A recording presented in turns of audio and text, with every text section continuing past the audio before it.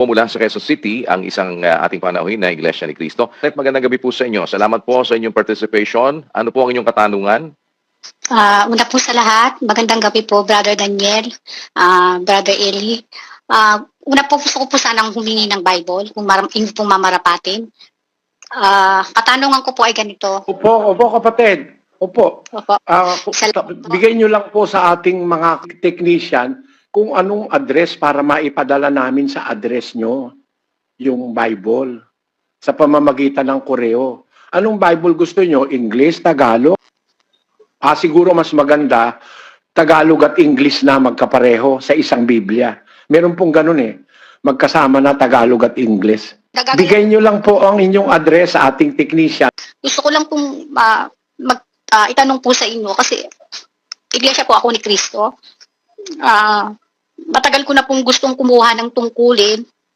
Kaya lang po laging, pakiramdam ko laging may hadlang.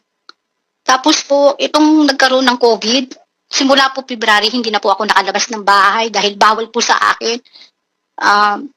Nagpapanata po ako gabi-gabi na sana kung loloobin ng Diyos na pagkatapos ng pandemya, ako ay babalik sa kapilya para kumuha ng tungkulin.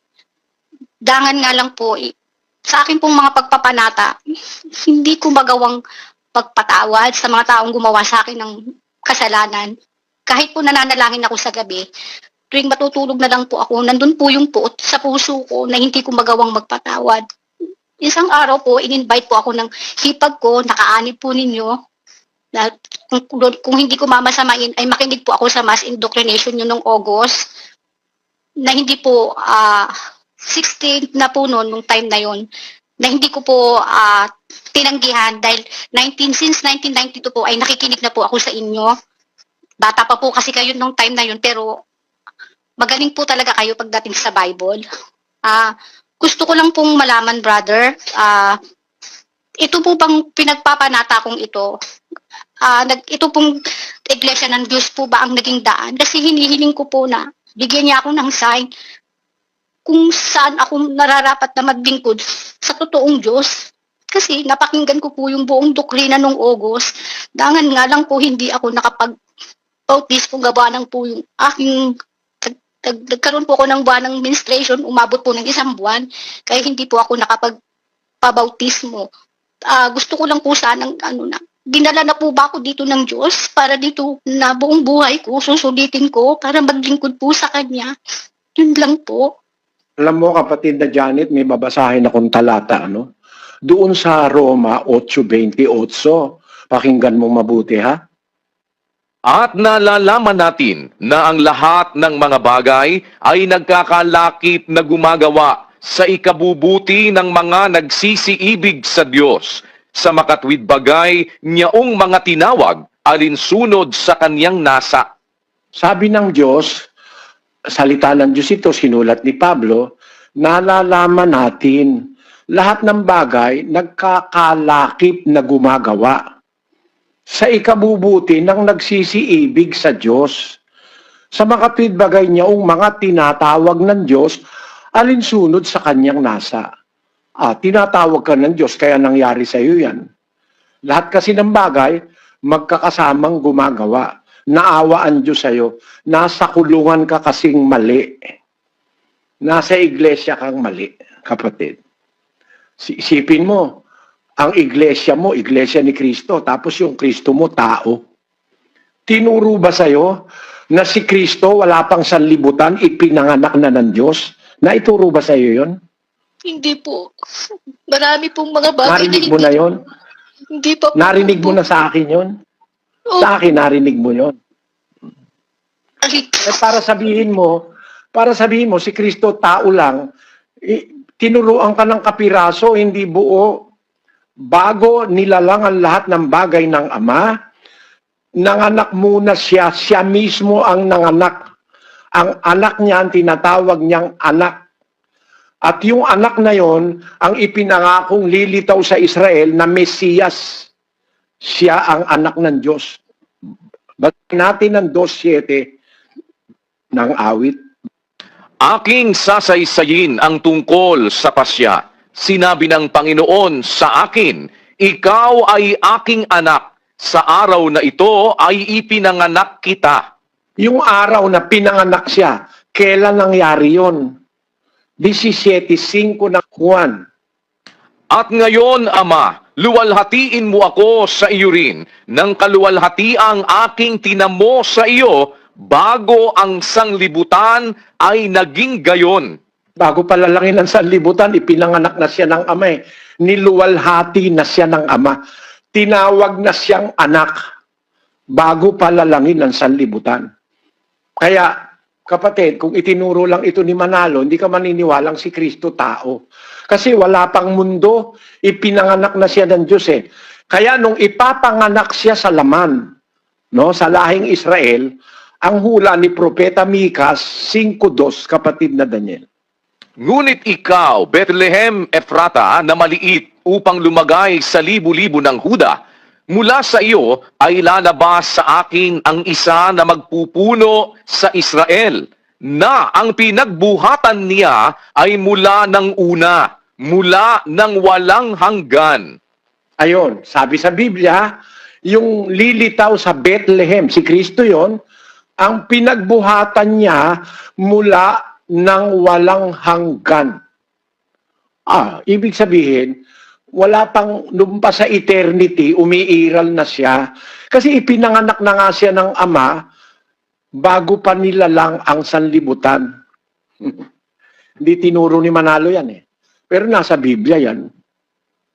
Yan ang katraiduran ng mga pastor sa Diyos. Ang nasa Biblia, hindi tinuturo, duwag silang ituro kasi mahahalata ang katangahan nila sa Biblia. Kaya kung tinatanong mo sa akin, gusto mong kumuha ng tungkulin sa iglesia ni Manalo, hindi matuloy-tuloy, lahat ng bagay na nangyari para sa ikabubuti mo, kapatid, hanggang sa nakapakinig ka ng aral na galing sa Biblia. Yun ang dyan. Yan ang pinaka final analysis dyan. Lahat ng bagay gumagawa, magkakalakip sa ikabubuti ng mga nagsisiibig sa Diyos. Yaong mga tinawag alunsunod sa kanyang nasa. Ang Diyos na ang tumatawag sa iyo, kaya hindi ka matuloy-tuloy, doon sa gusto mong tungkulin sa iglesia ni Manalo. Unang-una, walang katotohanan niyang iglesia na yan. Tayo ng tao yan eh. Pati aral diyan galing sa tao. Ang daing aral diyan na galing sa tao, wala sa Biblia, may lagak, no?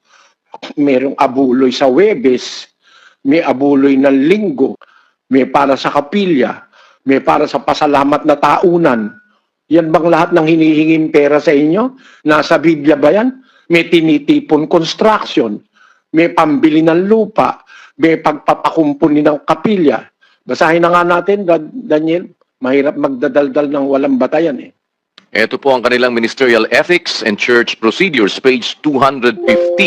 Ang mga ingat yaman ang tuwirang mananagot ng lahat ng uri ng salapi ng lokal. Maging ito ay abuloy ng pangwebes, panglinggo at kabataan, tinitipon construction, pagbili ng lupa, at pagpapakumpuni at pagtatayo ng kapilya, at gayon din ang salaping inilabas mula sa lagak, buklod, kadiwa, at iba pa. Gayon din ang iba't ibang pabilin na may kalakip na salapi. Ang dami namang salapian yan. Iba't ibang pabilin na may kalakip na salapi. Hindi na sinabing isa-isa eh. Kasi hahabang masyado sa dami. Pagkatapos banggitin yung abuloy ng Webes, panglinggo, at kabataan, tinitipon construction, pagbili ng lupa, pagpapakumpuni, pagtatayo ng kapilya, mga salaping inilabas mula sa lagak, buklod, kadiwa, at iba pa. Pagkatapos ng iba pa, marami yun. Gayon din ang iba't ibang pabilin na may kalakip na salapi. Napakaliwanag na salapian yan eh. Kaya yumaman yan mga pastor nyo eh. Mga leader ng inyong relihiyon. Naging bilyonaryo, may sariling eroplano, galing sa mahihirap na miyembro. May mansyon na bilyon ang halaga. Bilyon saan galing? Wala namang negosyo yung mga yan, kundi mula sa pagkapanganak, mula sa paglilihi. nanggaling na lahat sa mga mahihirap na miyembro sa iglesia nyo. Alam mo, hindi naman siguro masama na nagbibigay ka eh. Hindi masama yun. Pero, pag ang binibigyan mo, dinadaya ka, napakasama nun. Hindi ka tinuturuan ng tunay na aral. Yun lang pagiging anak ng Diyos ni Kristo. Di nila tinuturo yan eh. Sinasabi nila, anak ni Maria, kaya tao. Hindi totoo yan. Bago lalangin ang mundo, ipinanganak na siya ng Diyos ayon sa Biblia. Kaya, diyan sa mga bagay na yan, mag-isip ka, kapatid na Janet, at sana kaawaan ka ng Diyos, pati ang iyong buong pamilya, na makaligtas kayo diyan sa relihiyong yan, ay tinayo ng tao, may utos tao, ang mga iba't ibang utos diyan galing sa tao, kailangan iboto mo yung gusto ng pastor mo. Pag hindi mo binoto, titiwalag ka. Wala sa Biblia yan. Ang sa relihiyon, hindi nakikialam sa politika yan. Para pilitin kang bumoto, titiwalag kapag hindi. Labag na sa Biblia, labag pa sa konstitusyon ng Pilipinas yan. Yan ang dapat nyo maintindihan. Naunawaan mo sagot ko, kapatid na Janet? Opo. Para po akong nabunutan ng tinik, brother. Salamat po ng marami. Salamat po sa Diyos. Sana po, Salamat sa Diyos. mas indoctrination na darating, loobin na po niya na makapagbautismo ako. Nagpapalakas lang po ako ngayon kasi medyo mahina pa po ako. Kaya kailangan kong magpalakas para po makapagpabautismo po ako. Sige kapatid, samahan ka nawa ng Diyos. Kasama ka sa aming panalangin na at sa marami pang iba